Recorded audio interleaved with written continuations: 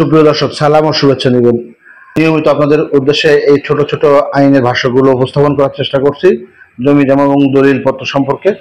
তো আমার কাছে ছোট্ট একটি প্রশ্ন একজন করেছেন, এক ভাই, তিনি প্রশ্ন করছেন যে আমমুক্তার দলিল রেজিস্ট্রি হওয়ার পর যিনি আমমুক্তার নিযুক্ত হন, অনেকেই বলি আমরা এটাকে পাওয়ার অফ অ্যাটর্নি, এই পাওয়ার অফ অ্যাটর্নি বা যিনি অ্যাটর্নি নিযুক্ত হন, ইনি অ্যাটর্নি নিযুক্ত হওয়ার পরে যে সম্পত্তির পাওয়ার অফ অ্যাটর্নি নিযুক্ত হলেন, এই সম্পত্তি তিনি তার স্ত্রী, পুত্র, কন্যা, ভাই বোনকে হেবা দলিলের মাধ্যমে হস্তান্তর করতে পারেন কি না, এই প্রশ্নটা করেছেন। 2 নম্বর একটা প্রশ্ন করেছেন যে পাওয়ার অফ অ্যাটর্নি দলিলের ক্ষেত্রে সময়সীমা সর্বোচ্চ কত বছর হতে পারে। তো দুটো প্রশ্ন আমি খুব সংক্ষিপ্ত উত্তর আপনাদেরকে দেই।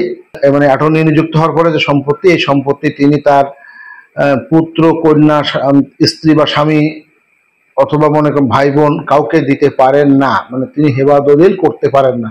দিতে গেলে তাকে অবশ্যই রেজিস্ট্রিকৃত কবলার মাধ্যমে তিনি হস্তান্তর করার ক্ষমতা রাখেন, কিন্তু কোনো অবস্থায় তিনি হেবার ঘোষণাপত্র দলিল করে এই যে সম্পত্তিতে তিনি অ্যাটর্নি নিযুক্ত হয়েছেন বা আমুক্ত নিযুক্ত হয়েছেন, এই সম্পত্তি কঠিন কালেও তিনি হেবার ঘোষণাপত্র দলিলের মাধ্যমে হস্তান্তর করতে পারবেন না।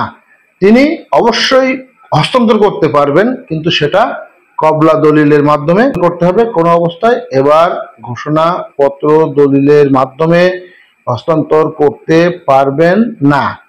3 নম্বর প্রশ্নের উত্তর হচ্ছে যে একটি আমুক্তনামা দলিলের বা আমুক্তনামা দলিলের ক্ষেত্রে মেয়াদ কত বছর, সর্বোচ্চ কত বছর? হ্যাঁ ভাই, আপনাকে আপনার যথার্থ এটা জানাই, সুনির্দিষ্টভাবে আমুক্তনামা দলিলের কোনো নির্দিষ্ট সময়সীমা নেই। পাওয়ার অফ অ্যাটর্নি দলিল অনেকে বলে থাকেন, এটাও একই জিনিস, যে এই পাওয়ার অফ অ্যাটর্নি দলিলের ক্ষেত্রে কোনো ধরনের সুনির্দিষ্ট সময়সীমা নেই।